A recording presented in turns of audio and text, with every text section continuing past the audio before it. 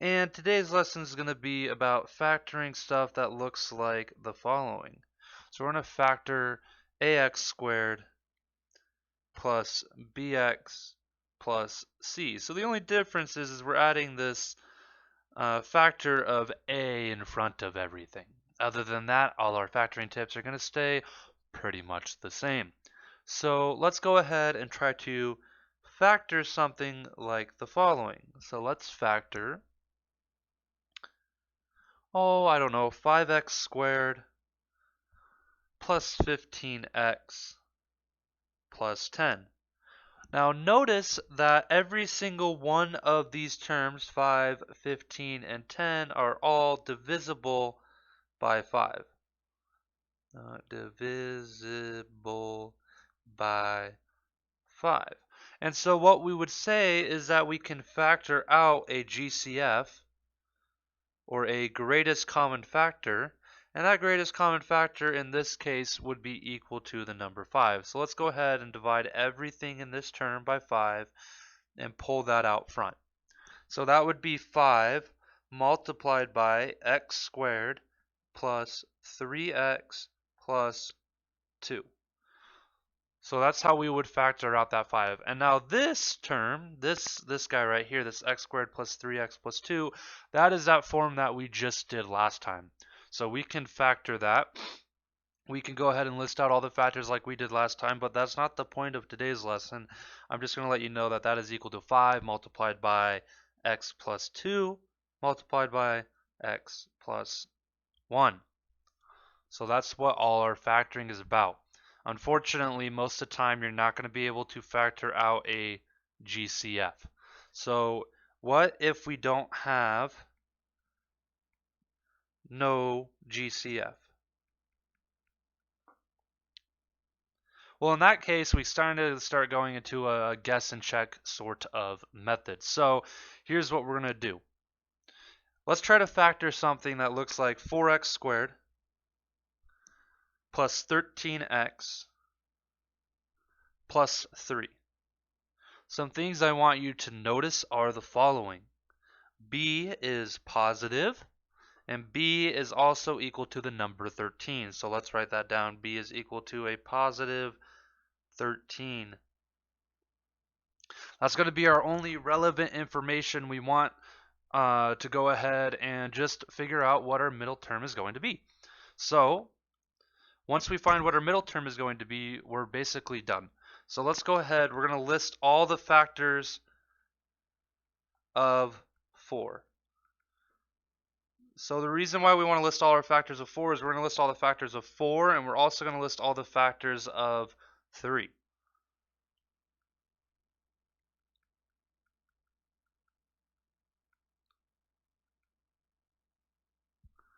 And so all the factors of 4 are the following. We could have 1 multiplied by 4, or we could have something like 2 multiplied by 2.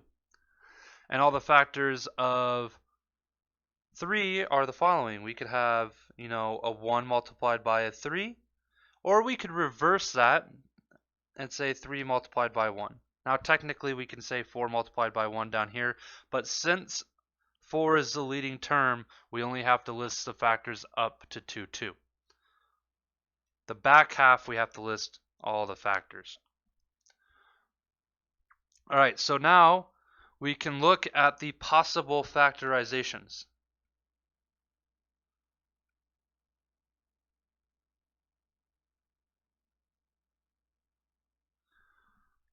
All right, so we can go ahead and do a couple of things. We could take 1, 4 multiplied by 1, 3, or we can take 1, 4 multiplied by 3, 1. So if we take 1, 4 multiplied by 1, 3, that would be an x plus 4, right? That's our 1 and our 4, 1 and 4, multiplied by x plus 3, right? That's our 1 and our 3. We can also take x plus 4 and multiply that by 3x plus 1.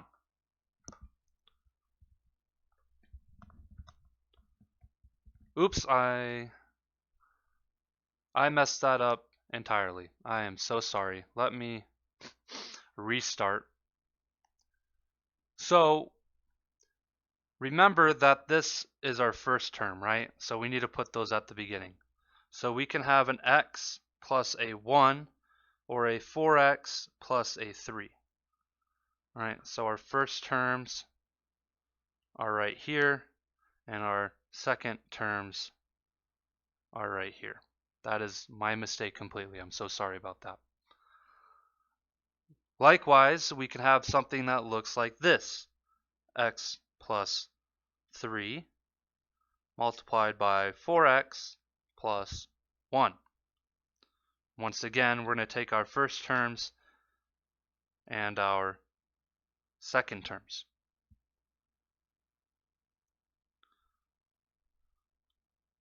Likewise, we can start with this 2, 2 and multiply it with 1, 3 or 3, 1. So that would be something like 2x plus 1 multiplied by 2x plus 3.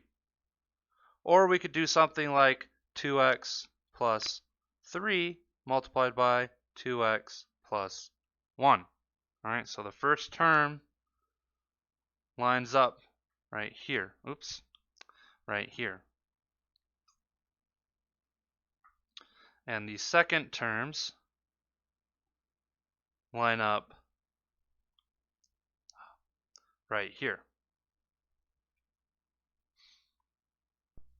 So now let's go ahead and see what our possible combinations for the middle term are. And if we go back to our FOIL method, first, outer, inner, and last, the O and the I make up our middle term.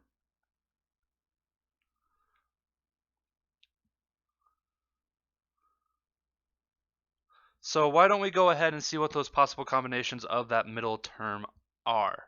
So we are going to just have to do the O and the I part. So the O is going to be our outside terms, and the I is going to be our inside terms. So we're going to take an x multiplied by a 3, that's going to be a 3x, plus a 4x multiplied by 1, or a 4x, and that is equal to 7x. And that is not equal to 13. So that is not our factorization.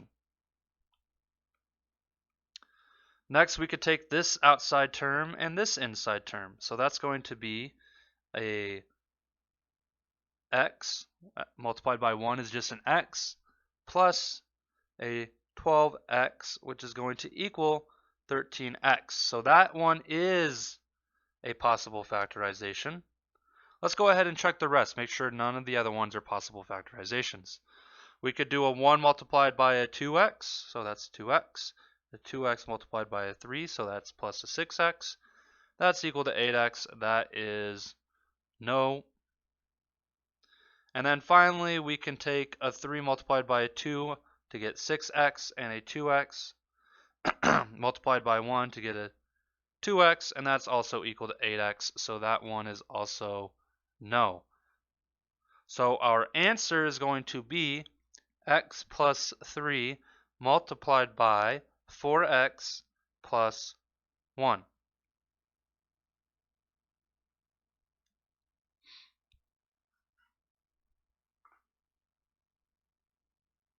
All right, I want to do another example here, except this time our b is going to be negative.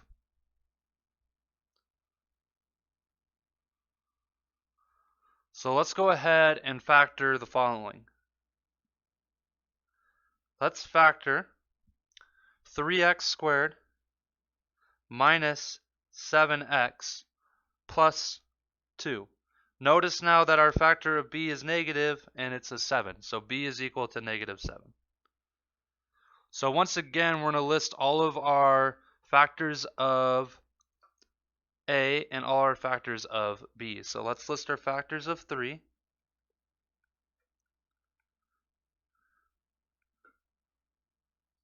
And let's list our factors of 2.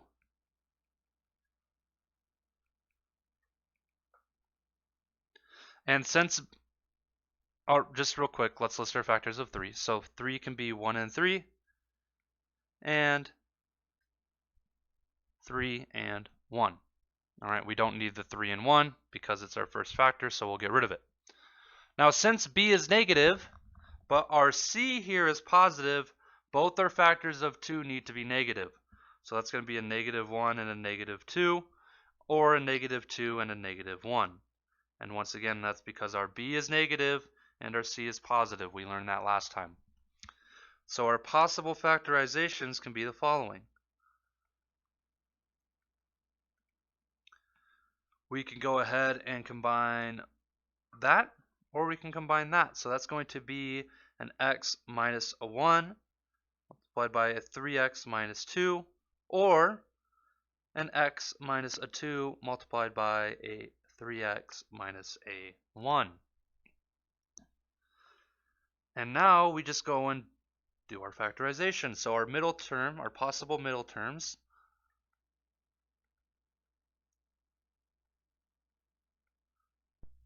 are going to be the following. We could take an x multiplied by a negative 2 to get negative 2x, and a negative 1 multiplied by a 3 to get a negative 3x. And that is going to equal a negative 5x. So that is not our combination. Or we could take an x multiplied by a negative 1 to get a negative x, and do a negative 2 multiplied by a 3x to get a negative 6x. Negative x minus 6x is equal to a negative 7x. So that one is our combination. So the factorization of this turns into x minus 2 multiplied by 3x minus 1.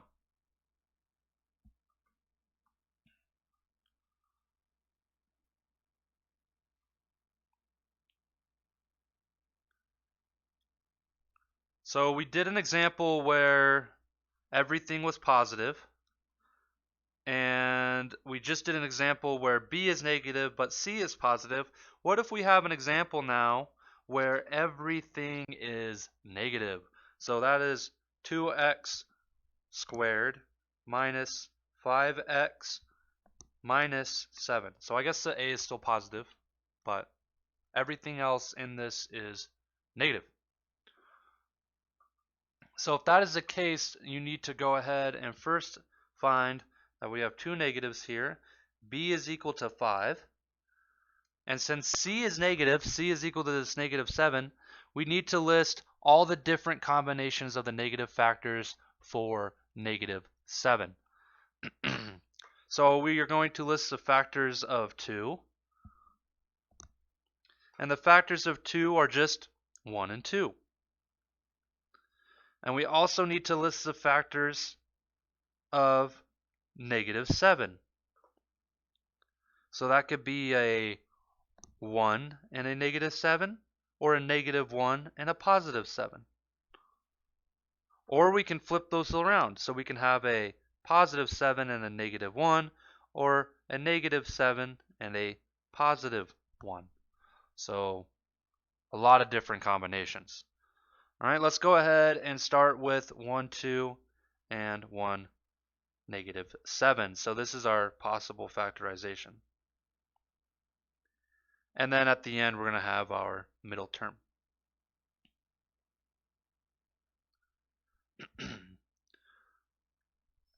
So this first factorization would be x plus 1 multiplied by 2x minus 7. And now I know personally that I would not like to list all these factors out and then try. So we're going to try this one right away. Well, that's going to be an x and a negative 7, so a negative 7x. And that's going to be a 1 multiplied by 2x, so that's going to be a positive 2x. And that is equal to a negative 5x. That is what we want. All right, so that's what we want. So this is a factorization. We wanted that negative 5. Here's our negative 5. So there is our factor. So it's always nice to check your middle term right away instead of listing out all of these possible factors and then checking your middle term. So this factorization is 2x squared minus 5x minus 7 is equal to x plus 1 multiplied by 2x minus 7. So always check your middle term and then move on. All right, so now finally, we're going to have a big problem, big finale problem. So we're going to look up how to factor negative 4x squared minus 8x plus a 5. And now the first thing I want you to notice is this negative sign out in front of this 4x. So let's divide everything by a negative and pull out a negative 1. So this is going to turn into a negative 1 multiplied by 4x squared plus 8x minus 5. So now let's go ahead and factor this bit. Sorry if you hear my cat in the background. So let's go ahead and first list out the factors of 4.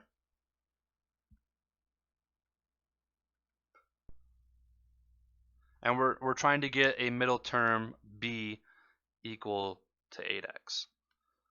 So our factors of 4 are going to be 1 and 4 and 2 and 2. Let's also list out the factors of negative 5. And so there's quite a bit of those. That can be a 1 multiplied by a negative 5, or a negative 5 multiplied by a 1. Or we can do a 5 multiplied by a negative 1, or I messed this middle one up. This could be a negative 1 and a 5. So 1, negative 5, negative 1, positive 5, positive 5, negative 1, or negative 5, positive 1. All right, a little tricky there. And so our possible factorizations are now the following. Let's go through and try each one of these individually. So first we can do 1, 4 to 1, negative 5. So that would be an x plus 1 and a 4x minus 5. And our middle term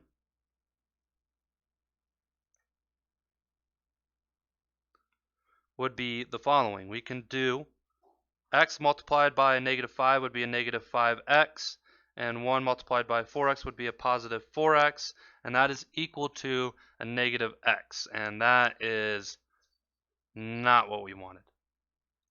So that is a big no bueno. Next up, we can do 1, 4 with negative 1, 5.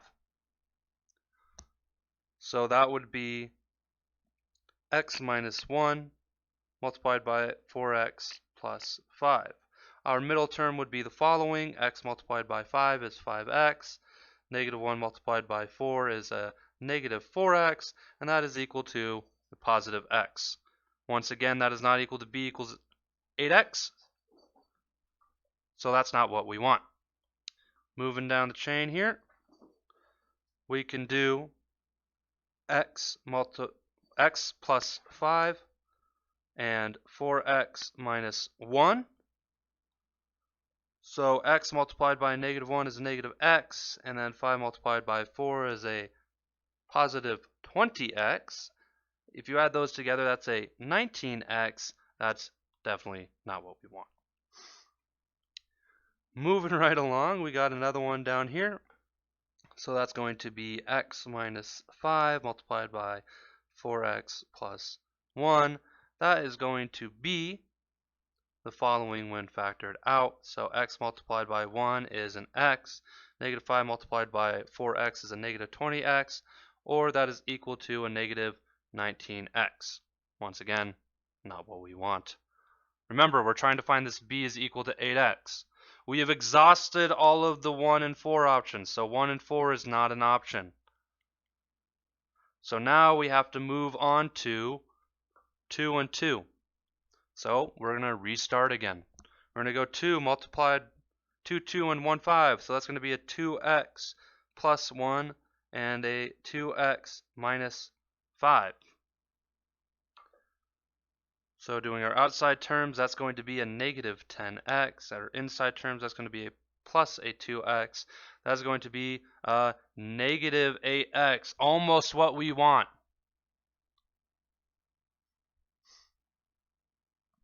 but not quite. Let's try 2 with a -1 and a +5. So that's going to be a 2x minus 1 multiplied by a 2x plus a 5. Your middle term, 2x multiplied by 5x is a 10x. -1 multiplied by 2 is a -2x, which is equal to an 8x. 8x is indeed what we want, so we have finally factored this. Yay! So now our factorization is going to break into the following.